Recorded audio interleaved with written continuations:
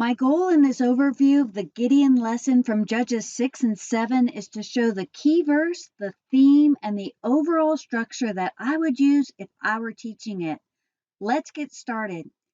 The key verse that I've selected is Judges 6:12, when the angel of the Lord appears to Gideon and says to him, "The Lord is with you, O mighty man of valor." It highlights the two underlying themes that unfold in the story details. Number one, the Lord is with you. And number two, mighty man of valor. 4 times in the story, we see Gideon's fear come to the forefront. Now that seems at odds with being called a mighty man of valor. But we begin to realize that courage is not the absence of fear.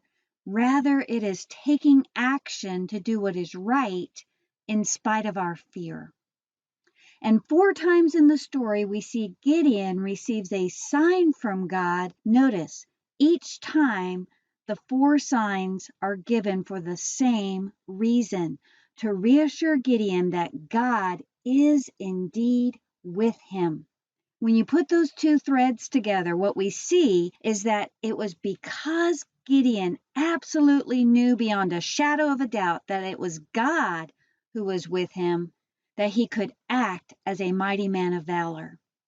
Let's look at the structure. I've divided the story into 4 sections. The story begins with Israel is oppressed by the Midianites. Number 2, God gives Gideon 2 sets of instructions that provoke fear. Number 1, go defeat the Midianites. And number 2, go tear down your father's Baal and Asherah pole. In section 3, what we see is that Gideon follows God's instructions. He tears down his father's Baal and Asherah pole, and then he gathers the army and gets them ready to go fight the Midianites. Finally, in the last section, we see that God defeats the Midianites. Here are some useful facts to have as you study this passage. First, who are these Midianites? Well, they were a nomadic tribe that in Scripture usually were in opposition to Israel. They would swoop down on the land really like a locust swarm, and they would take food and a lot of the livestock, and then they would move out of the area. The Amalekites were always enemies of the Israelites, and in this instance, they joined with the Midianites for a combined force of 135,000 warriors. This marauding band coming into the land had gone on for 7 years before Israel cries out to God for help. Second, we find Gideon in a wine press, but he is threshing barley. Why in a wine press? The threshing floors were usually out in the open where the wind could catch the chaff and blow it away as the wheat or the barley was being winnowed. This is the first time that we really get an indication of Gideon's fear as he is waiting for the marauding band of Midianites to show up at any moment.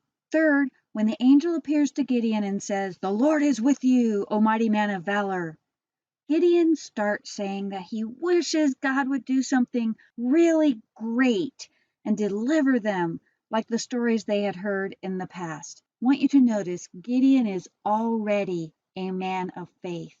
Fourth, if God were to do something great like Gideon is asking for, there are 2 things that would block God receiving the credit. One is that the people were steeped in Baal worship at this time, so they would give the credit for any victory to Baal. And the other one is that if they were able to amass a great army and could muster themselves up to defeat the Midianites, they would take the credit. God is going to remove both the Baal altar and reduce the size of the army so that he alone gets the credit for the victory. And notice that this is all coming out of Gideon's heart desire. God, show yourself great. Fifth, we see Gideon's fear for a second time when he goes to pull down his father's altar, because notice he's going at night, but he does do what God has said. And we have this contrasting, he's afraid, but then he acts. He's afraid, but then he acts. That goes throughout the story. Sixth, we see Gideon's fear a third time when he puts the fleece out as a sign. But notice he has already gathered the army, again indicating he's a man of faith. His best recruiting efforts have only mustered how many? 32,000 troops, and that's not going to be any contest against 135,000. In Judges 6:36, Gideon says, "If you will deliver Israel through me as you have spoken." Notice he is not putting the fleece out to find out what to do, but rather to find out, God, is this really from you? This idea of putting a fleece out is often connected with trying to find out God's will. God, if you have this happen, then I will know that I am supposed to do this. Or if it goes this way, then I will know. Well, that's not at all what is happening in the story. Gideon already knows what to do. He is making sure in his own heart and mind that what he has heard is really from God, because there is nothing from what his eyes can see that would make this a logical thing to do apart from God. Finally, in the conclusion of the story, God defeats the Midianites through Gideon, just like the angel had said at the beginning of the story. One of my favorite parts in the story is when God says, "If you're still afraid, go down to the Midianite camp and listen to what they are saying." And you remember, we see Gideon's fear the fourth time because he takes his servant with him, and he goes into the camp, and he hears one man relating a dream to his friend that he has seen a barley loaf coming down into the camp, rolling in, hitting the tent, and the tent falls down flat. And the friend knows immediately, that's Gideon. Notice what it says in Judges 7:14. God has given the whole camp of Midian into his hand. So even the enemy knows that God is the one doing it. God is the one getting the credit for it.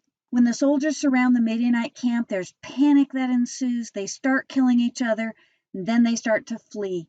Gideon's soldiers that had just been sent home earlier are summoned to help with the fleeing army. Other tribes come to help as well, and the fleeing army is completely routed. Israel is mightily delivered, like in the days of old. By Gideon? No, by God, who was with a mighty man of valor, willing to act because he knew that it was God who was with him. As you prepare this lesson to teach, take a minute to ask yourself where God has put you. Do you feel afraid of the task? Does it seem impossible by what you are looking at in front of you? Who is with you?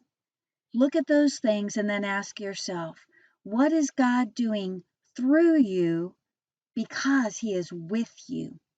Many blessings as you teach God's word.